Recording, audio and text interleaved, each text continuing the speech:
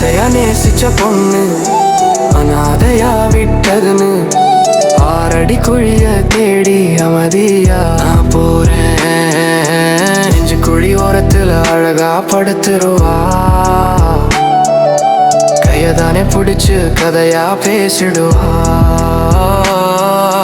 கண்ண மூடி அவ தூங்க கலவர நான் முழிக்க, தலைமுடிய தடவி கொடுத்து கண்ணத்துல முத்தமிட்டு தூங்க வைப்பனே. தலை சாச்சு அவ தூங்க தொட்டிலாக நானே. ஆசையா நேசிச்ச பொண்ணு அனாதையா விட்டதுன்னு ஆறடி குழிய தேடி அமைதியா